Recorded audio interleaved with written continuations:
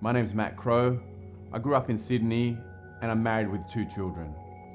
In 2017, my family and I decided to move to Colombia to help people who are suffering oppression and injustice and to empower other people in how they can do the same thing. So I grew up in a home where my parents had served God overseas, who had missionaries coming in and out of the home, and where it was natural for God to be a God of the world, to have a global vision. So from a young age, that was really ingrained in me, and I just always knew that I was going to serve God overseas. I didn't know where, I didn't know what that really looked like, but it was something I always knew that was going to happen.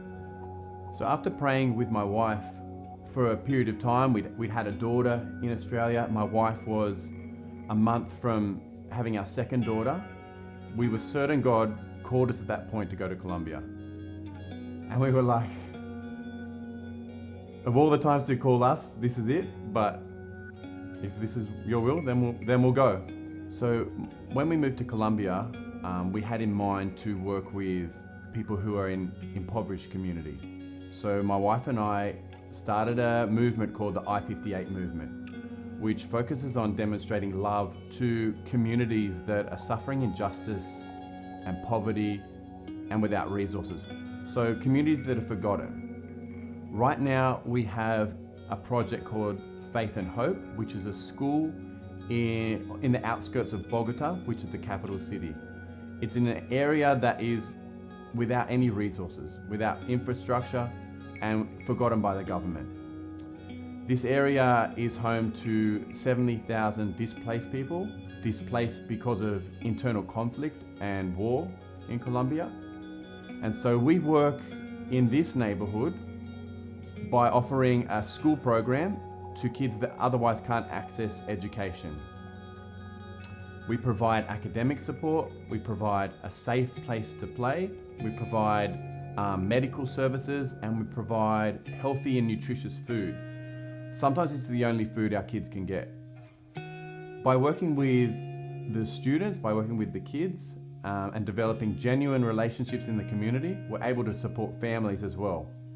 So our goal is to empower people. Our goal is to journey alongside people, to tap into the strengths they already have, to help them realize their potential and help them to remove obstacles that are getting in the way of them living a full life.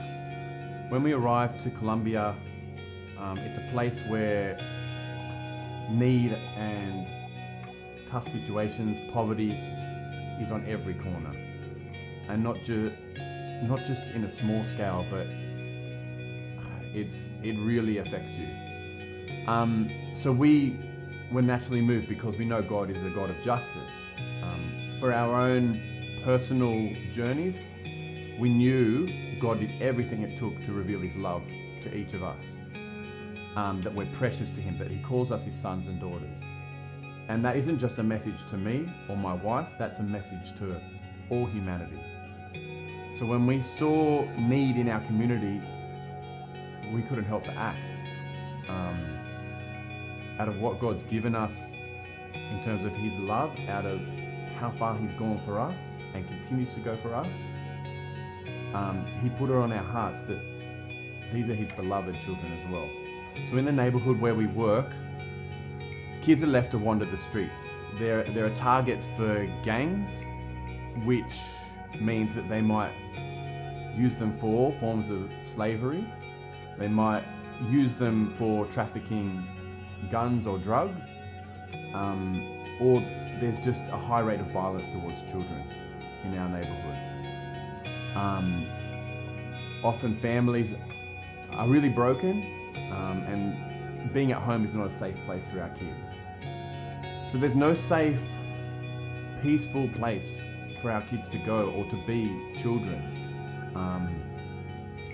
We're faced with a community that's been abandoned by the government, which means there's no electricity, there's no water, there's no infrastructure, and there's no signs of that coming. I grew up in church and went there. I've been in church for most of my life, and I felt like I had a pretty good understanding of the Bible and who God is. But as I started to deepen my intimacy with him and really seek after him, the concept of justice really stood out to me. And it really became clear that this is not a ministry we do, this is part of God's character. That to love someone means justice is involved. And justice meaning shalom. So what it looks like when his kingdom comes on earth as it is in heaven. So that really stood out for me.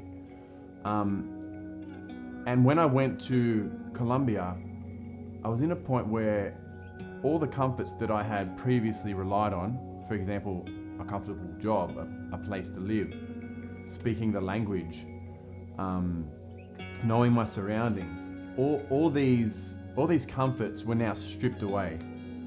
And it felt like I was laid fresh. My foundation was God and God alone. And that was a good place, even though it was really new and really hard. And so from that point, I was in total reliance on God. And so it became more real to me. The stuff I'd learnt about God being a protector, God being a provider, Emmanuel, God with us, now it needed to be real. I needed to see God reveal himself in these ways. When we don't have money to provide for the kids in our school and they're hungry, God, will you provide? When we're facing danger where we live or in the community we're working on, God, are you a protector? God, can you heal these people? And so it really filtered a lot of things out, and with that total reliance on who God is, just expanded my understanding of who he is. It deepened our relationship. It just showed me a bigger and more powerful God than I had ever imagined, as I saw him continually be faithful, continually act on his word, continually fulfill his promises. So for me, this time in Colombia has been incredible for showing me who God really is, for stripping away the stuff that maybe isn't that important, or maybe isn't even relevant, and just showing me, I guess, a pure understanding of God is. I've got heaps to learn.